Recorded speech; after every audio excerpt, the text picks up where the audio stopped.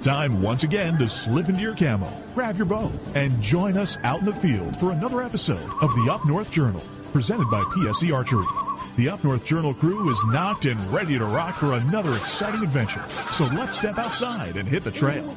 This episode of the Up North Journal podcast is brought to you by PSE Archery, Yamaha Outboards, Better the Hunt, Easy Cut, Packer Max, Deer Camp Coffee, Buck Baits, JPO Game Calls, Limwalker Game Calls, Wild Seasoning, Total Peep, Sunrise Archery, Scent Lock, and Scent Blocker. Welcome back to another episode of the Up North Journal podcast, everybody. I'm host Mike Adams, sitting in the cabin on Bow Hunting Eve here in Michigan with Dan DeFall. Yes, it is. It's Bow Hunting Eve in Michigan. The official start of the hunting seasons, officially, the long one. Obviously, we've had the Liberty Hunt and the Youth Hunt and Goose Hunt, but yes, it's time. So it's officially fall. That it is. So, I did notice that in the evenings, the sun getting at that slant, that's a fall slant. It's like, I know it's coming. Little crisp coolness in the air. Oh, yeah.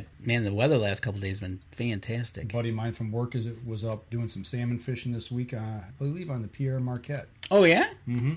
Mark Holman's license, our purchase, bundle package, headed to the woods after work tomorrow. There you go. All right. So, all right, well, let's talk about the people who help us. let's do that. Let's start off with Buck Baits, folks. I tell you what, it's that time of year. We're talking about it. Get on over to buckbaits.com. Get 20% off your order by using the promo code UNJ20. Go check out their website. They got a bunch of new stuff going on all the time. Packer Max, Lincoln Roan, got a great bear. Yes, he did. Up in Saskatchewan, I do believe. Mm-hmm. The Packer Max. Give them a shout over at packermax.com. Get $25 off your order using the promo code UNJ25. We talked to Paul and Amy a couple weeks ago. UNJ10 at jpogamecalls.com gets you 10% off your order. Get over there, check out the grunt tubes, maybe a squirrel call, have a little fun in the woods.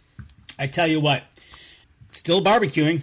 Absolutely. So you might as well get some wild seasoning at wildseasoning.com. UNJ 2021 gets you 10% off your order over there. And last but not least, Deer Camp Coffee gets 10% off your order, UNJ 10. And you're drinking cold brew? No, I got warm coffee now. You got warm coffee. Yep. Okay, deercampcoffee.com. Go check out their website there too.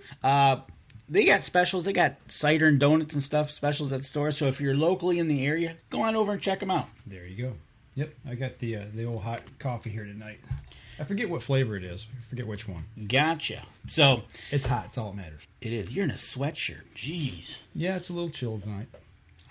Dude, I'm getting older, man. My blood's getting thin. Yes, you're right. You are getting older. Yes. Older than me, and that's all that matters. All right. Well, let's just get into this tonight. Let's talk some fall fishing. Cracking on me.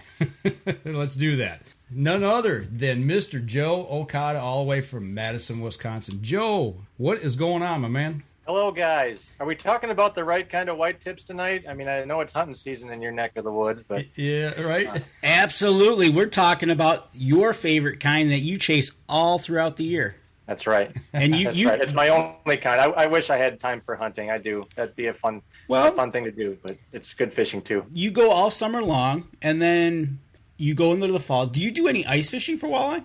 I used to. I actually used to like ice fishing more than open water. Way back when, just because it gave me an opportunity to get out to the spots that I didn't have any access to, in the open water season. And then when I got a boat and started cruising around, then it kind of flip flopped almost immediately. So been that way ever since. But there's something about ice fishing that's a lot of fun.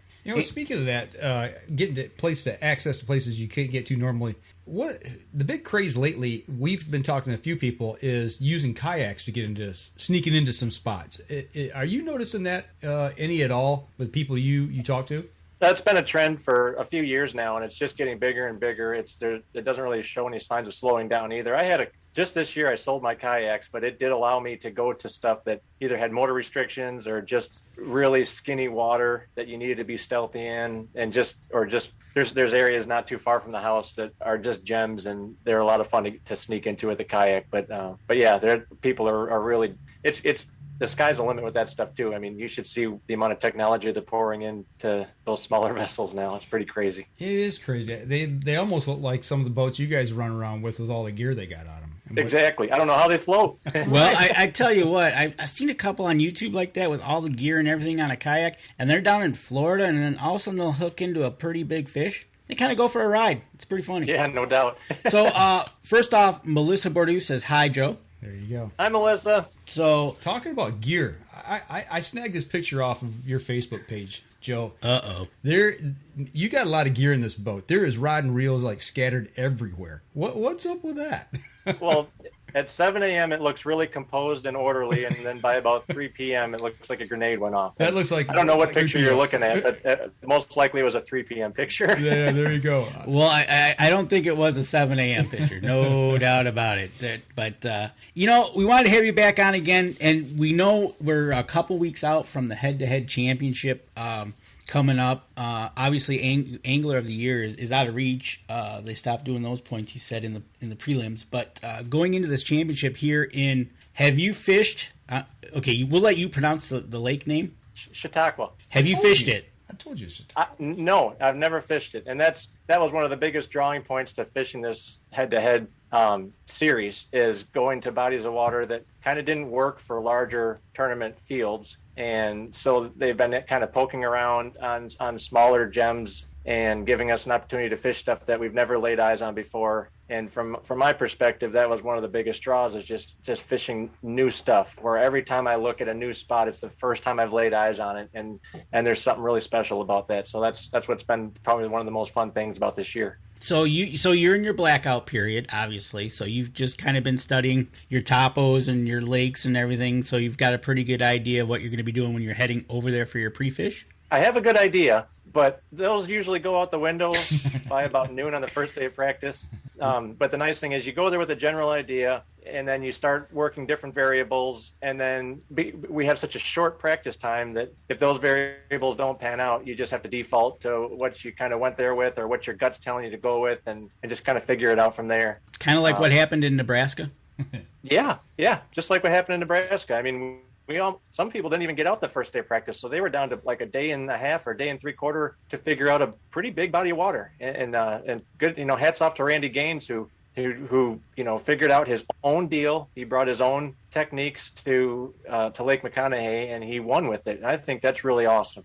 Well, that's what it takes. It takes that gut feeling, or like you said, that last minute idea or whatever might happen, or just the bite itself. But yeah, that was kind of when we were kind of watching kind of what was going on, and we're kind of watching the shows going on. And when you guys showed up, you had the big rainstorm. I think Brett King, where you guys were camping, where the campground was underwater practically. It's like knee deep water. I should have sent you guys a picture of that. Yeah, we had, I think, I might be exaggerating, but I don't think I am. It was like in an hour or something period of time, we had over 5 inches of rain dumped down. And our camper, I mean, you were up to your shins just to get outside of the camper. I mean, it was crazy. And so that threw everything for a loop, but people still figured out a way to catch fish, which is no surprise. A lot of good anglers there. Well, you guys are the top 32. So you guys are good. That's no doubt about it. So, and now we're down to the top 16 for Lake Chautauqua, right?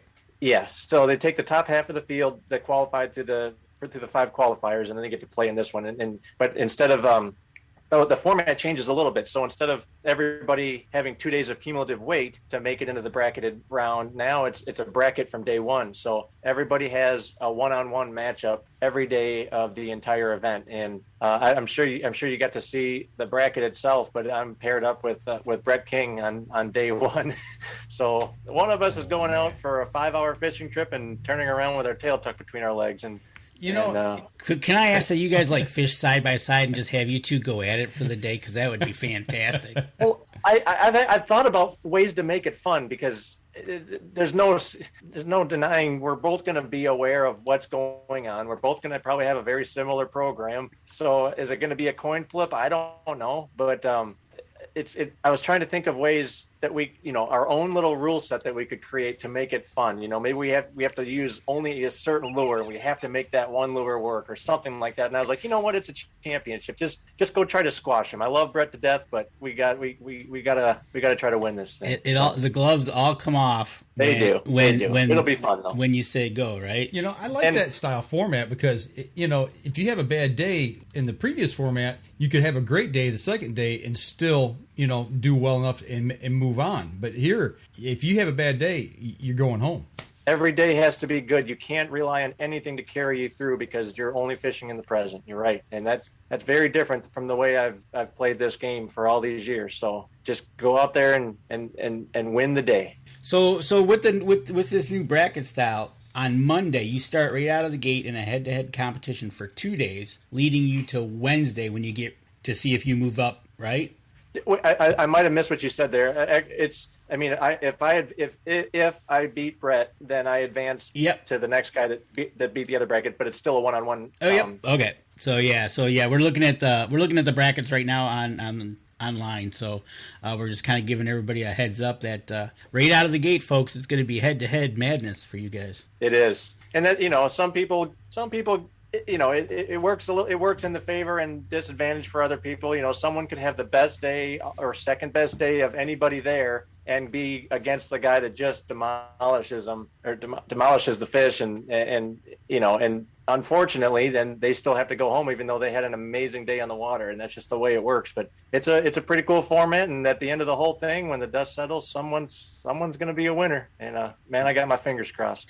Well, I tell you what, if it's anything like the past events that we've seen you at going at it, I've got full confidence you're going to be up there on Friday in a good position, because watching you throughout this year has been kind of intriguing, watching you go through highs, lows. You're sneaky catching a fish, sneaky throwing it overboard so nobody can see what you caught. Things, yeah. It's been really interesting. And that's one of the fun things about this whole entire year that we've noticed, because watching this while we work. I wouldn't do that. No, you wouldn't do that. Yes, I would. But it's one of the things that, as we're watching you guys, it started all back in April on the river here in Detroit. Detroit River, yep. And as you've gone to different bodies of the water, whether you've had an awesome bite or you've had no bite and it come to a dink fest, or whatever happens, it just shows you the difference a month makes. Every couple, every different tournament's been different. It's been amazing, and it's so far, I think, I don't know about you, Mike, but the best one was when you and Josh Blosser were going at it. I think that was like, I'm gonna hate to say it, that was made for TV fishing. It was. I had no fingernails left at the end of that.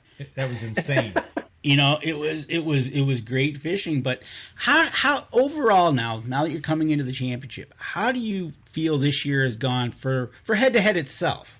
Well, we're all learning, and this is head to head kind of had a pilot year last year to kind of get some kinks worked out and to kind of understand what obstacles they might encounter as they expand it on a national scale. And they've done a great job adapting to the conditions and kind of just rolling with whatever punches come their way. And they've done a great job with angler input as far as allowing us to offer suggestions on maybe where we'd like to fish or how the format might look next year if we had to make any minor changes moving forward. So they're really receptive to that. They treat us all really well. I just kind of felt at home this year fishing this kind of format. It's been neat just having just my workflow in the boat, just me against just Robert Blosser or something, just one-on-one type fishing really suits the style that I like to do, and it's been a lot of fun. I've really enjoyed it so far. Exactly, and that's one of the things that I think your viewers are coming to like about this, whether it be Marianne out there or you, Brett, the gentleman that leading angler of the year, seeing him, and I know at one point he needed to just basically catch a fish and he would have won, but he didn't, and that's when Marianne won, or I think Robert got bounced the one time because somebody caught a fish like with the last minute or two left. You have been paying attention, Danny. We watch. We've been watching you, of course, absolutely. We met you guys here in April, and that was fantastic. But to watch you guys throughout the year progress and have the days that you did or didn't have has been really cool to see. And it's really fun watching a Brett King just pile drive an area over and over and over and get nothing, and you turn around, find your little honey hole, and you're going back there every day.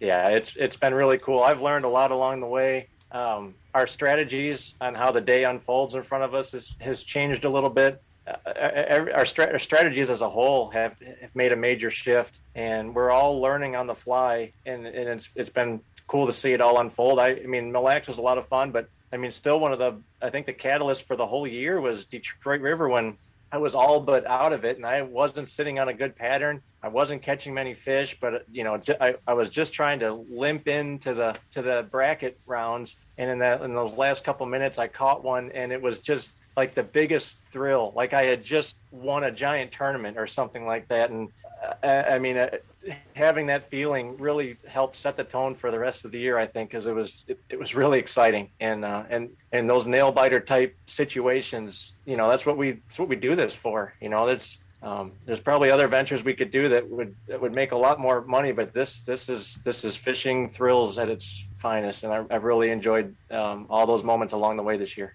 And I tell you what as viewers watching from wherever we're watching, to see you guys fishing, but then to see other people in other boats or people that are on the shore taking pictures of you, or they know you're out there for whatever that reason. It's really cool to see that you're drawing them in, and people out there start to follow you. That's pretty cool. Yeah, really neat. So I tell you what, we're going to come up here on our first break. When we come back, we're going to kind of step back a little bit before we get to the championship, talk about you and your run at Mille Lacs and how you really needed to depend on that Yamaha motor. All right, sounds good, guys. All right, we're going to step outside, take our first break. We'll be right back after this. PSE Archery has reinvented the way you buy bows. From now on, you can make the most educated decision possible by basing your bow choice specifically on your shooting needs and goals. All you need to do is ask yourself, what kind of shooter am I? What do I want to achieve? PSE will help find the right category for you. So, what kind of shooter are you? Find out at psearchery.com.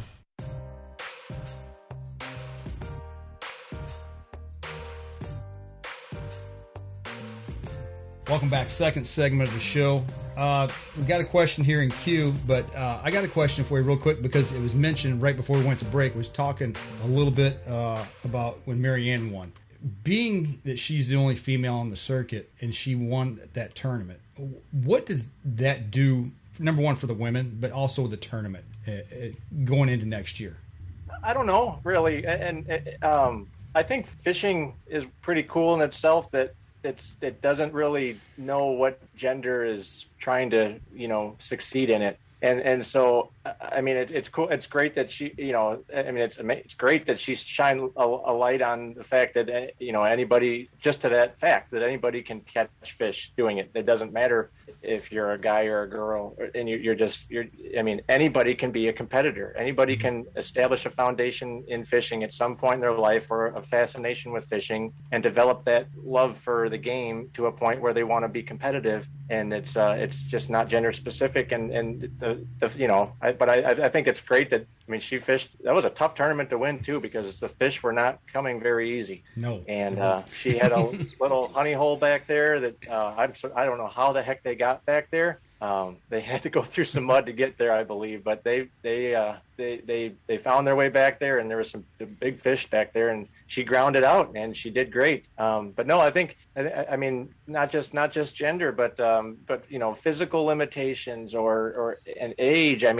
You should, the new crop of anglers that are coming up, that, for example, in the NWT, we just had a 21-year-old win a championship. And when I was 21 years old, guys, I was still trying to figure out how to be a good walleye fisherman, not just win national championships. You know what I mean? So, well, I think a lot of that has to do with the availability of being able to see bass fishermen or walleye fishermen and see what they're doing. And at a young age, when you pick up on that, pretty much a lot of people can get into it.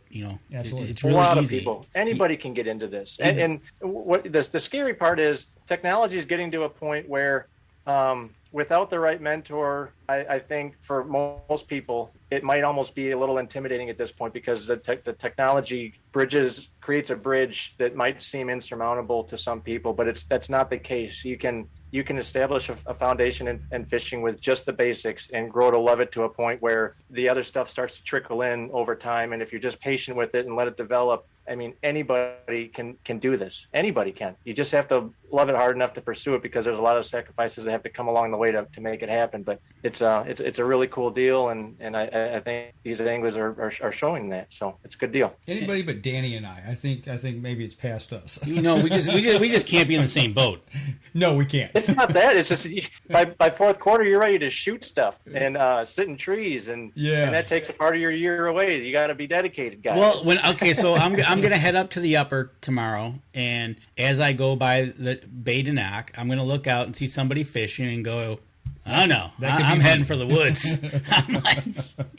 I waited 10 months for like this. A second home to me back in the day. I mean, I used to spend up to 6 weeks a year up there, and that felt like my backyard and my second home up there. That's where I learned so much about fishing, because and especially fishing after dark, because you take away the visual elements, and a lot comes along with that in terms of feel. And that was a great 20-year run to learn the sport of walleye fishing up there. I love it up there, guys. Speaking of fishing, Mark Coleman's got a question here. Do you have a go-to bait that you always make the first cast with?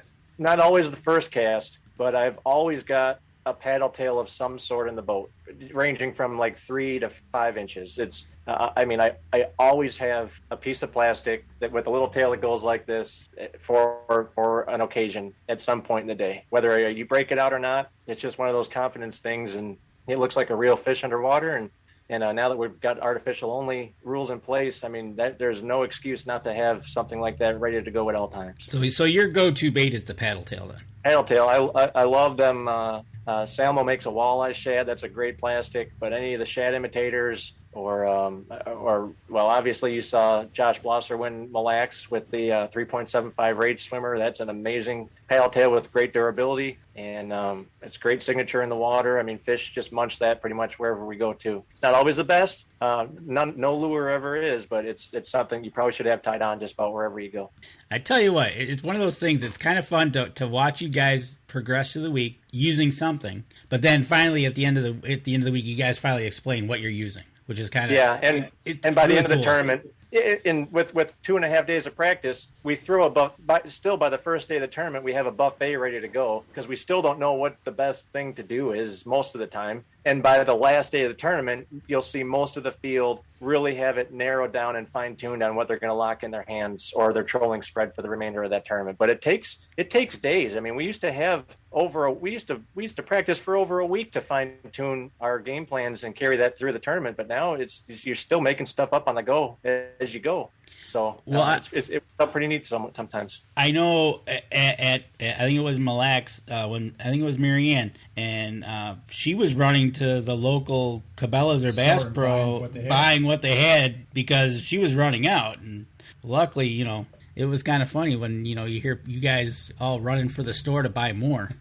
It's brutal. You pretty much have to carry everything with you times 3 or 4, because it's not like you can just say during practice, oh, just overnight something in, it'll be here by tournament day. No, you don't have a bunch of them ready to go. Chances are, especially with inventory levels the way they are in the fishing and hunting industries, as you guys know, you can't count on anything to be on a shelf wherever you go. So it means our trucks are a lot more heavier than they typically are, I think. You guys would be like two kids in a drugstore swapping bubblegum cards. It's like, well, I got this one, I don't need this one, so here, you trade me this and I'll trade you that. Yes, basically, yeah.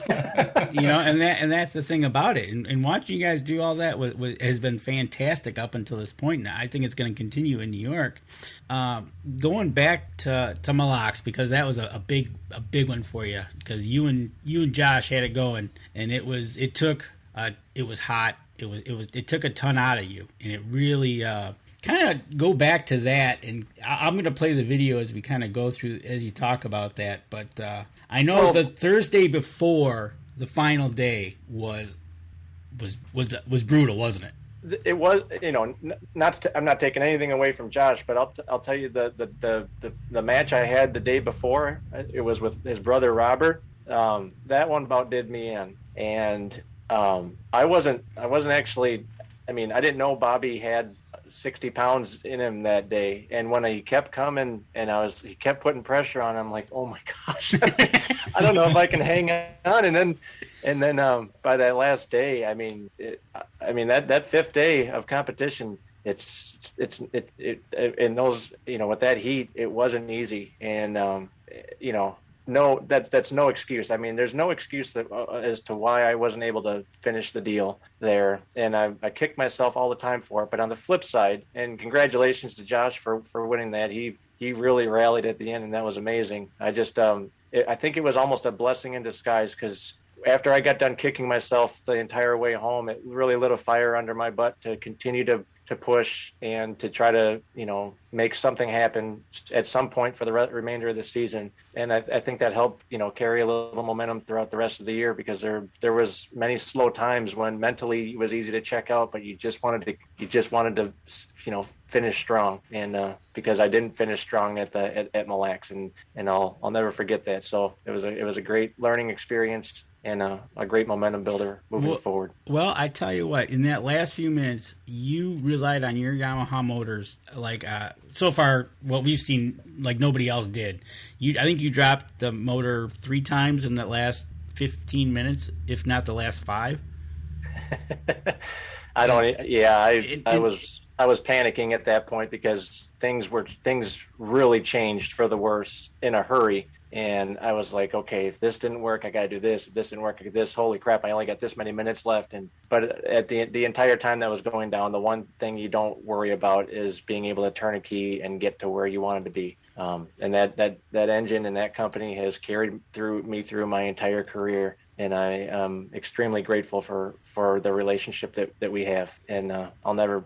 I mean, they're an amazing group of people and an amazing product to boot. Yeah, that shocked me. I mean, there was like, I want to say less than 5 minutes left, and you reached down to crank, and you told the camera guy and the marshal, you said, "Everybody get down, we're leaving." And I said, "Please hang on," if I remember right, because I was please still hang trying on. to be nice. Yeah, please hang on. Like, but it's sit down, let's go. Sit down. We're picking up and we're carrying on. And I said, "Oh my gosh, he is picking up and he's going somewhere else." And I was just thinking, he's got to gas it and get there and get set up and get fishing. And it was like less than a minute, you were on the next spot fishing. I couldn't believe it. That was simply incredible. It was a rally, and I just needed one more bite. And I think I missed. I still haven't watched that whole final day yet. And but maybe I will this winter. But I'm pretty sure I missed like 4 or 6 fish towards that end that I have no idea how, but it just wasn't the day. And but that's okay. Like I said, it was kind of a blessing in disguise, and it just pushes you to keep going hard for the rest of the year. I mean, not that there's no excuse never to let down, but I mean, that lit a fire, no doubt. And that's one of the things, watching you all fish is most of the time you see you catch the fish, right? But it's those missed opportunities. If you don't say anything to the camera, we'll never know that you just missed one or there it was. But I think it's been multiple times, not just you, but throughout the whole entire series up to so far. A lot of people have missed that last 5-minute bite to that fish that could have went over the top to either advance you or move on in the next day. But that's been amazing to me about how the feel you have to have for whatever body of water, because I think on Thursday it was really hot, and the next day on Friday it was totally different. Yeah, that northeast. It was a northeast started to come in, and it just disrupted things there. I mean, fish were changing, the density went way down, and I mean, just I don't know. I could run through a million excuses. Bottom line is, I didn't get it done, and Josh did. And it's all about learning, right? Okay, you came in second. Would you have liked to win? Yeah, but you learned about it. Now speaking of that, learning, going through the year so far, I know Mark Coleman's got a question about this, but are you targeting now a different temperature? Obviously we are, because of the difference in months, but are you looking for something certain going into New York that you weren't looking at back in the other months? Natural lakes, October is a time when natural lakes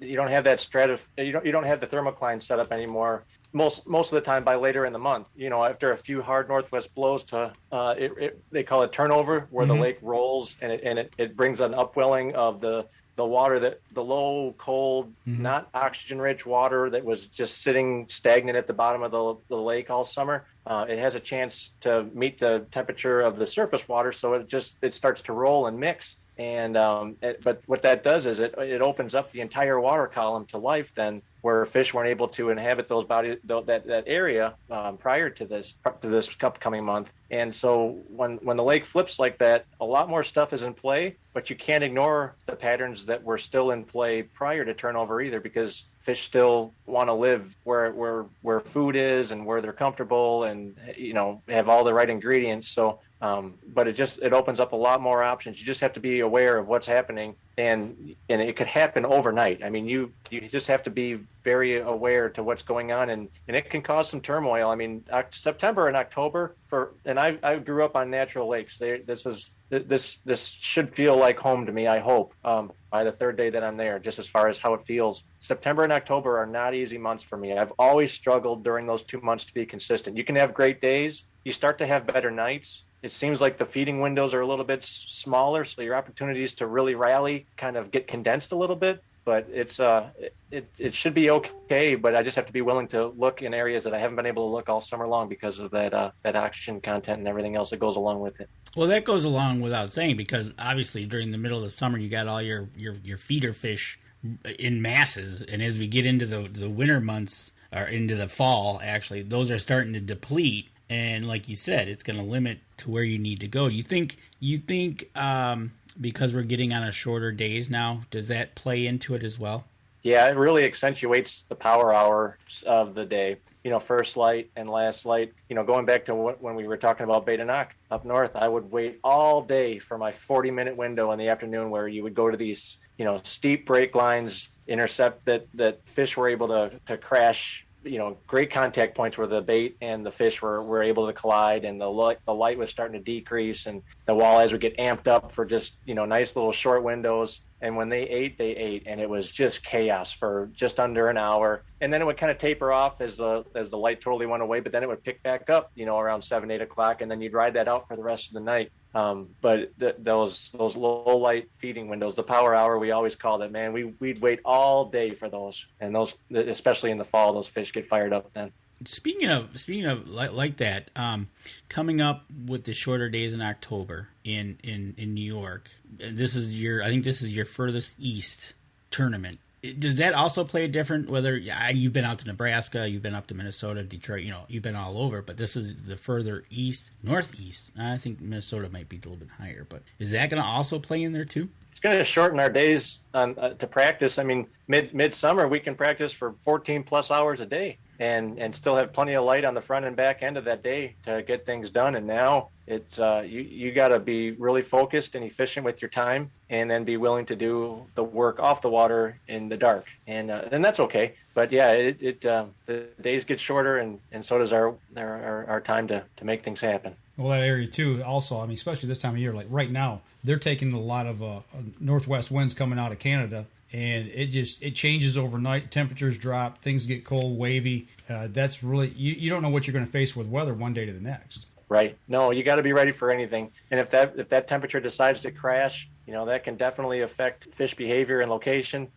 We just have to be ready for anything. Like I said, though, from what I've looked at for this lake, it just has a lot of similarities to what I'm used to fishing. And I kind of felt the same way about Mille Lacs, because I'd never really been on Mille Lacs before up until this year. I think a couple hours I spent on there trolling with Brett one day just out in the mud. So when I got there, though, and I started really looking, there was just a lot of parallels that I could draw to the lakes that I grew up learning around here. And I hope to have that same feeling on Chautauqua, because then I can, even if I roll into an area that I've never even fished before during the tournament, I'll just have that gut feeling and that confidence to just make things work, or that they should play the same, similarly to what I'm used to here. Cool. Well, you know what?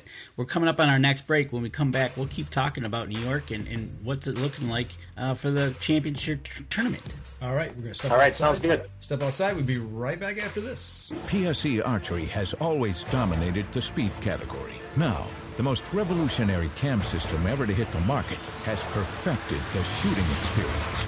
Introducing PSE's Evolv cam system, featuring extremely high let-off capabilities and the smoothest draw cycle in history.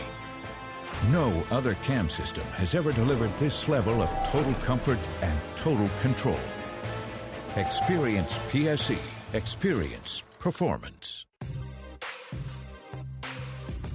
Welcome back. Third segment of the show. Absolutely. And we want to give a shout out to the Upper Peninsula. Another car just went by. Did you get it? No, I missed it. Oh, you missed it. Big shout out to FM 123 that's carrying our show up in Newberry, where it is a comfortable 57 degrees and clear. And I tell you what, it's been kind of neat this year watching this change over. There's going to be snow on the ground there soon. Yeah, that was my next comment. But make sure you get over to Cedars, get a pizza and some Deer Camp coffee, and enjoy yourselves up there in Newberry. Thanks again to FM 123 for carrying the show for us. All right, Joe, here we go. We're like you said, this is kind of like a home away from home. It's your type of lake. You've been studying your maps and looking at everything, how everything's going to go. You're going to get out there early for your fishing. Gut feeling tells you, is the bite going to be on or not? I think it'll be all right. I don't even know what it's like on a good day there, though. So you'll probably see me get excited just to catch, some 2-pound plus walleyes when they come. Even if everybody else is crushing them, I still get excited just to catch, quality fish. So I think it's going to be fun. I think everybody should tune in because from what it sounds like, there's plenty of fish to be caught. I think I was just talking to one of my competitors who came back from there.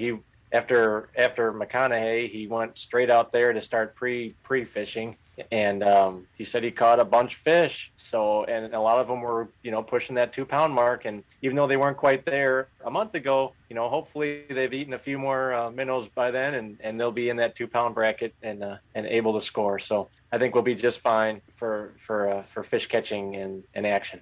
That's awesome. Well, I hope you know what. I'm sure we'll be watching it. So, it's one of those things. It's where we'll be watching it. We'll probably catch you over the weekend when they do the couple of live drops and then interview you guys as you guys head out for practice, which is always kind of fun because you're never trying to give away your spot.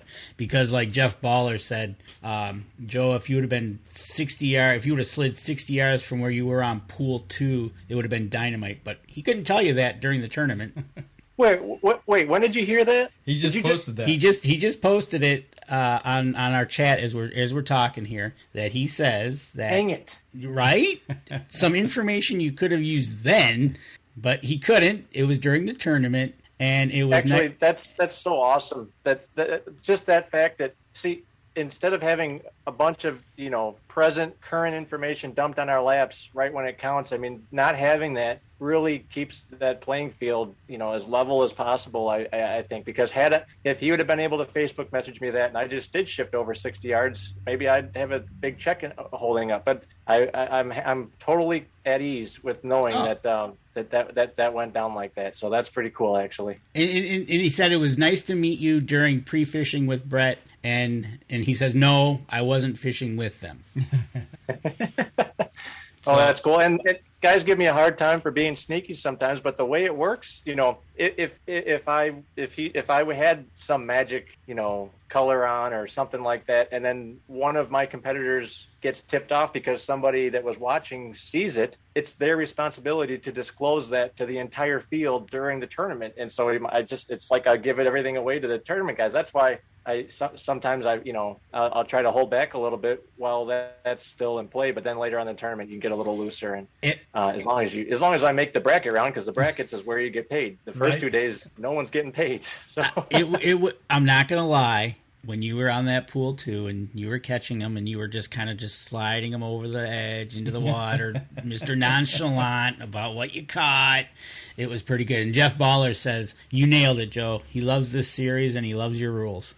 That's cool. That's part of it. Like we talked about in the previous segment, the people that you're bringing into this, whether it be from shore, on another boat that's watching you, taking pictures of you, it's awesome to see. And then when we get them on the show like this, and they jump on in and talk about things, you hear that behind the scenes. It's kind of fun.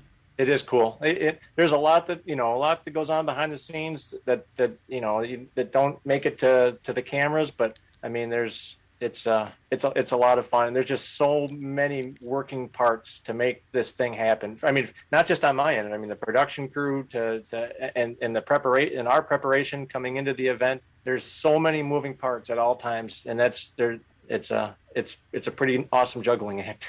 It is, and when we talked to Andy, we gave him a big shout out about that and how they're handling this and the ups and downs and what they've had to deal with. And he kind of told us a couple stories about what he thought going into this year would be like, and then he found out he didn't have enough content, and then he had to totally, ad-lib the whole thing. Right? Yeah.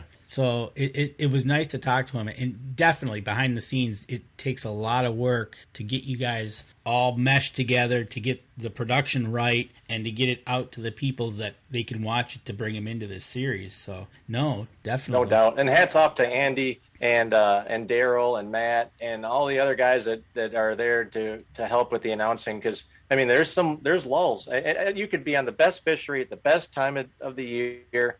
Everything could be right, and the fish can still say, "No, I'm not going to bite for a couple hours," and that's just the way it is. And those guys, from listening to their commentary, they do a great job of carrying those lows, until the fish start to snap again. And isn't it cool to see all that happening live? I mean, there's no doubt that feeding windows are present, and you can see the timing of all that happening when all of a sudden, bing, bing, bing, bing. It just starts to happen really fast when the fish start to eat. It's pretty incredible. Well, the production value of the show. I mean, I've worked in television for 32 years, and I know what it takes to put on a show. But to do it live for 5 hours, 5+ hours like they do, plus what you guys do put together, it's incredible to sit and watch. I mean, it really is. My hats are off to all those production people, to all the commentators, the marshal, everybody. It is a lot of fun to sit back and watch. And like I said, when you two were going at it there in Mille Lacs, I seriously had no fingernails left at the end of the day. And I was sitting at work. And I was punching stuff on air, and I had my phone off to the side, and every now and then I'd glance over and look at it to see what the totals were and watch you guys. It was that much fun to watch. That's awesome, man. My fingernails were getting whittled down, too. I bet. Well, that's the thing, right? So it's neat to see, and they've done a great job, and to watch you guys. And I think one of the great things that you guys do, each one of you takes the time at the end of the tournament to face the camera and kind of just let it out. And whether it was good tournament, bad tournament, whatever, you're telling the camera what you're feeling at that moment. At that moment, 5 minutes after the tournament's done, whether what place you ever came in or you missed it by that pound or ounce. But it's great to hear you guys just look at the camera and explain to us what's going through your mind. That's cool. Yeah, a lot of fun, and that's real, and that's. Yeah, sometimes emotions don't come out the way you could if you could compose yourself for a little bit and think about it. But it's just most of us love it to a certain degree where whatever comes out at that moment is the real deal because we love it that bad. So if you want to lose it and just like start breaking rods over the side of the boat, that'd be kind of fun. That'd be kind of made for TV, My JT rods are way too precious to do that. I can't get mad enough to hurt those babies. Oh, okay. That'd be kind of fun. Snapping rods over your knee. Why? Okay. Now remember that, Dan. If you shoot at a deer this year and you miss, take that PSC and put it right over your knees and go ahead and do that. I don't think I could break it. No, you couldn't, but... Okay, how about I do an arrow? There you go, an arrow. Okay. We know somebody that likes to smack arrows, right? Yeah, right. So it's one of those things. It's awesome. It's great to see this series, and I hope next year it's just as good. And the places that you're going to choose, which people listening at the championship, they're going to announce at the championship next year's tournament schedule. So stay tuned for that as well, that you guys will announce, and hopefully they have a good time. And it was kind of neat to see the different how you went Detroit River and all of a sudden like a Nebraska, right? You show up and it is just a monsoon out there and you guys are inundated with low water. All of a sudden you get rained on, and I didn't know they had walleye in Nebraska. Well, yeah, me neither. I thought it was all corn. Seriously. It's mostly corn, but there's a couple gems out there. There you go. Well, I tell you what, we're bumping up here on our last break. So let's take our last break and say what time we got left here. We come back and we'll continue the chat. We'll be right back after this.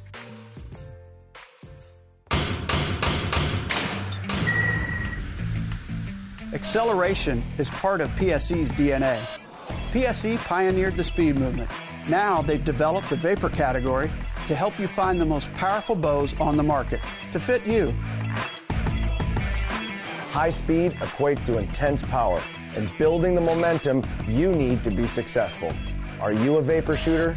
Find out at pscarchery.com.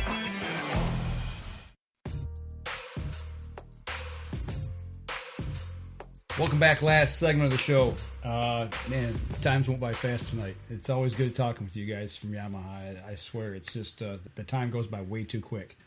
You got a question there? No, I got a comment from Jeff Baller. He says, to see your emotion, your tricks, the arsenal that you got on that boat, which we saw the mess of the arsenal, right? And learning from all of you, it's going to change things for a lot of us, is what he's saying. So, not only are you fishing for yourselves and your tournament, but you're also teaching as you go. Yeah, no, there's you pay attention to what's happening. There's a lot to be learned. I can promise you that I'm going to spend some time this winter, just like any other athlete looking at his competitors. There's a lot to be learned, just reviewing some tape. And so thankfully it lives on YouTube, and we can go back there and scrub through the footage whenever we have time. But there's a lot of subtleties to be picked up on, no doubt. And you're going to have the leeches in the boat? Is that when I threw that at Andy and he bought it hook, line, and sinker? Yeah. That was awesome. I told you're right. I've been paying attention. It's been fun. You have been paying attention. It's one of those things. It's like you make a good walleye angler. Well, actually, Danny has picked up on some of the tips and tricks from you guys, and you tried them out this year. I tried them. I got a hold of Josh, and I'm like, all right, I know you won with this paddle tail thing, so I went and bought them. Not knowing what I'm buying, so I'm buying all these different colors. And okay, now I got some jig heads. Now do you have one there by chance with a jig head? No. Okay. But as soon as I shut these lights down, I'm going to be knees deep in a mess on the floor of my boat next to my boat, and I'm going to start packing up for New York. So, but yes, I've got several of those ready to go. I tell you what, it was one of those things that I wanted to try it. So I tried it up in the upper on Michigami. And I had some bites. I had, it's been one of those things. It's been, but you learn from these guys. That's right. Did you did you try downsizing after you got nipped a couple times by chance? I was using a 375.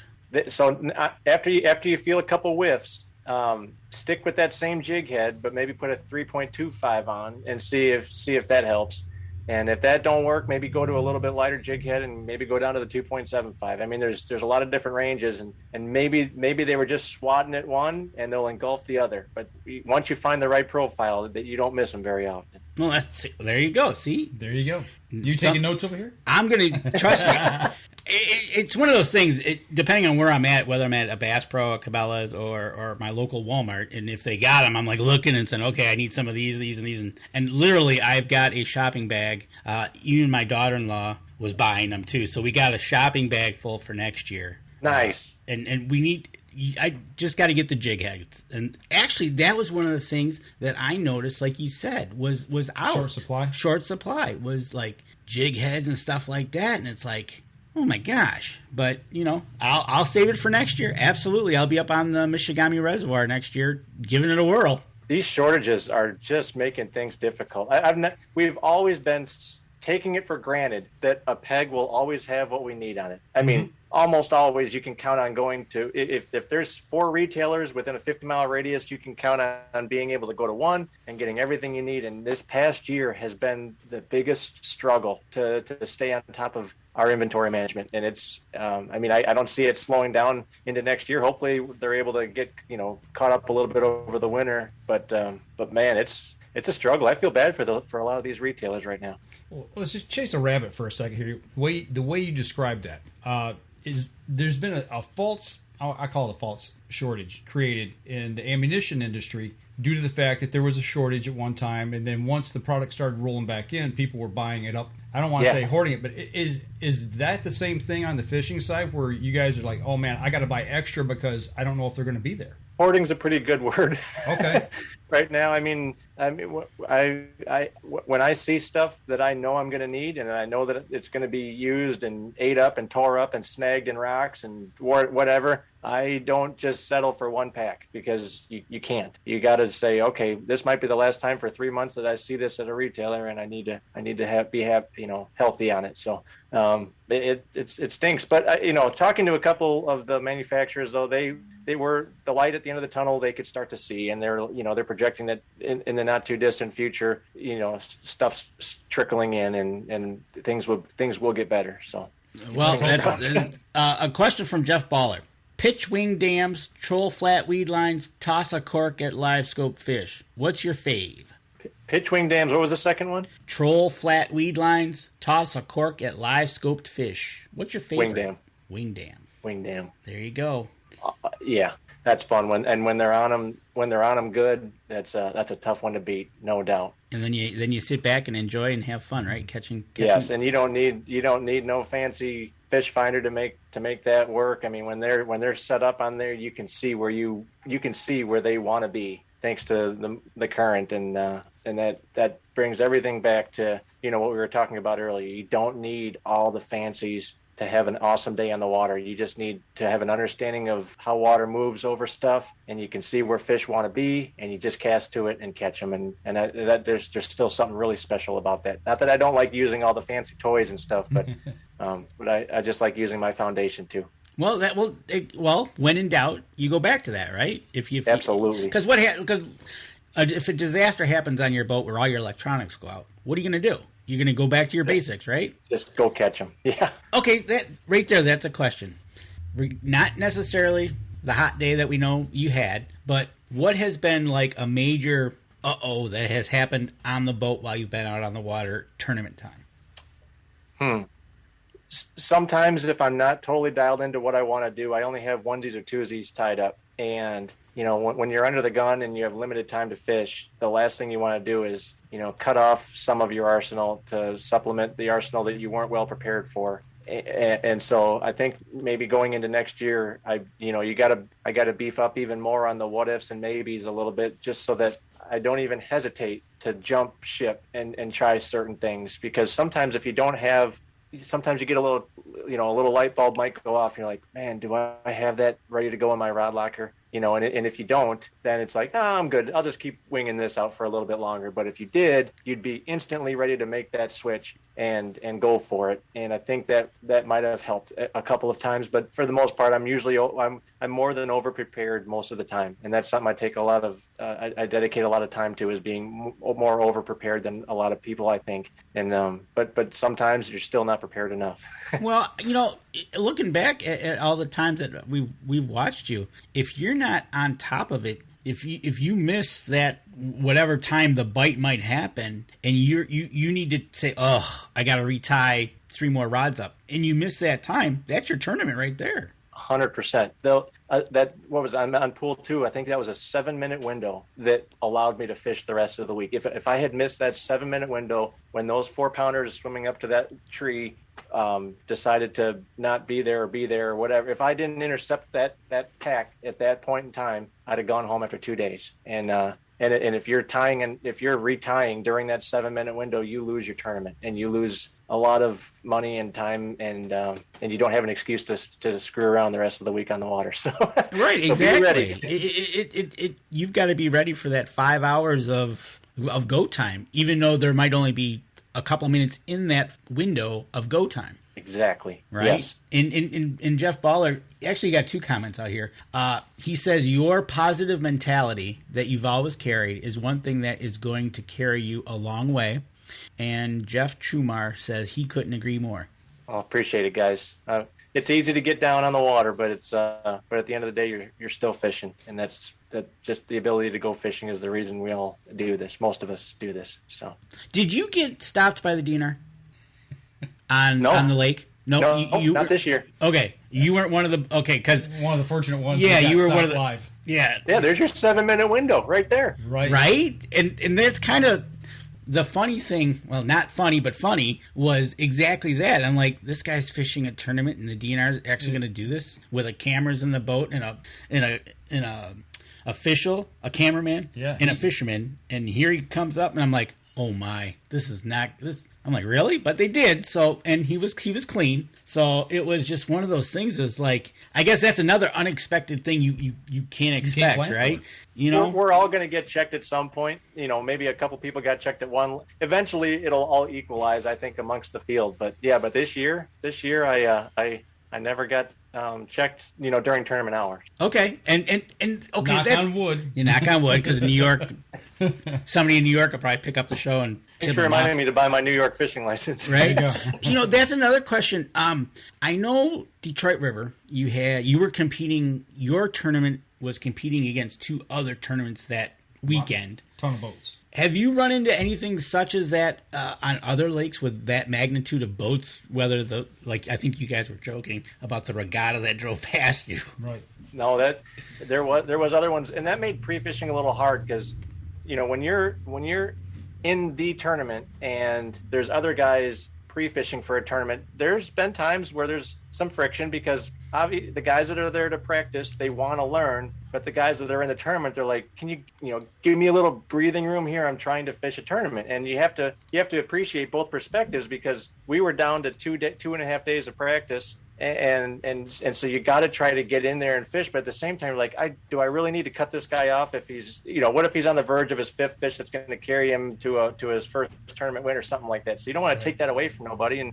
that actually kind of forced me down river a little bit. Just looking away, I figured it's the Detroit River. There's millions of fish in here. Just go find them somewhere else. But then, we, like on Mille Lacs, for example, I think there was 2 or 3 tournaments going on that weekend too, where guys were practicing while we were out there fishing. And by that last day, head-to-head shows where we're fishing and stuff. And, people are just kind of making their lap around the lake to do their own practice. And so there might, be some congestion at some point. But yeah, there's mixtures of tournaments coming and going all the time, and you just have to deal with it.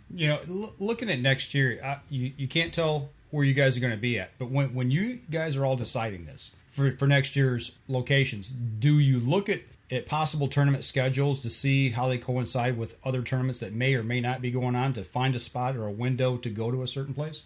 You can, but it never works out the way you want. And you can start to kind of, as you're preparing, as one tournament circuit's trying to prepare their stuff, they can look at what permits have been applied for, I think, in certain states, and to see if there's going to be any crossover, but there's always crossover. And what makes it hard now with head-to-head is, they've established that 30-day off-limits period, which is a good thing. I mean, just to keep us off the bodies of water, keep us from investing ridiculous amounts of time into gaining a competitive advantage on that body of water 30 days prior to the event. But based on that, I mean, it makes it hard for people to go compete on that same body of water in other tournament circuits. So it creates a little bit of disruption sometimes, but usually by the end of the year, it all works out. We just have such a short window up here in the north.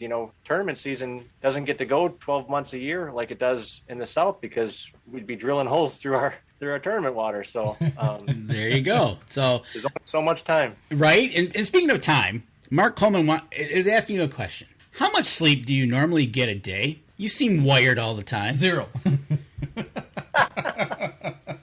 Usually before I do these, I've got plenty. I'm surprised I even seem like I have a bunch of energy. Just before we started this, I had my family over, and we had a giant fish fry. Like, I cooked way too much fish and cheese curds and steak fries and dessert. And I was like, this food coma is not going to sit well for this interview. But I've still got it going. But after we had Abigail, I learned that a human doesn't need as much sleep as we thought we did at one point. So it gets worse, my friend. It gets worse. It gets worse. That's all right. I can go play in the shed till all hours of the night, and that's actually those late nights. In the middle of the night, it's are some of the best times to sit in your shed and do your visualizing for the next event. It's sometimes that's more important than being on the water itself, is just going through the motions in your brain and establishing your workflow in your boat on how it's going to work for you under certain conditions that you think you might encounter at the next tournament. And those hours of visualization in the middle of the night are absolutely priceless. And I make sure to get plenty of those in. Well, there you go. And so Jeff Baller says that he can attest to a group of guys during the Pool 2 tourney, not much sleep was had. I believe it. And so he said, Joe, I'll bring you back there. I know the spot very well. Perfect. I'm holding you to it because I think we're going to come back at some point. There you go. So and Jeff, we have had other H2H anglers on. We've been kind of following the Yamaha guys this year. It's been fun to meet these 4 guys in April and kind of follow them through. We had them on, we met them, and now we're having them on as we go through the tournament, which has been great. Stay tuned. Next month we'll have Brett King on, and then to finish out the year we'll probably have Robert Blosser on for the end of the year. But having you on is just, you can tell people love you, man. It's been a lot of fun, and I'm happy that people have had an opportunity to kind of virtually hop in the boat with me this year, and especially my family. They have loved this. Well, my wife, not so much now. At first it was awesome for her, but then it's so consuming for people that are, emotionally invested in how my day is going that there's a lot of time, a lot of stressful, anxiety-filled time behind the computer screen watching things go down. But it's really been neat to be able to bring everybody along for the ride this year, and I hope we get to do it again next year. And not to mention the picture that was posted, I think your wife posted it, of your daughter watching you on the big screen. That was cool. Oh, it's awesome. It's a good incentive to try to continue to do good, so she gets to watch Dad when he's away. It's awesome, right? It'll be awesome if she's able to run at you and run into a big check. There you go. One of these, you'd think I'd get tired of these second place things after a while, and maybe one of these days I'll get one of them big cardboard checks to hang up and bring home. We'll see.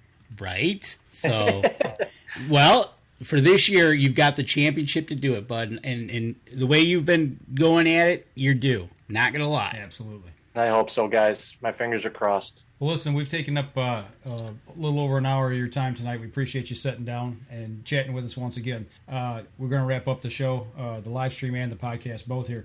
Good luck out there, number one, and go out there, man, and just swing at the fence, man, and bring them home. You got it. I will. And we got one last quick question. Yeah. Because it has to do with the wife, so I got to ask it. From Mark Coleman. Does your wife critique your performance or give you tips? She does a great job at offering words of encouragement. There you go. There you go. Go home. Go out there and bring home the bacon.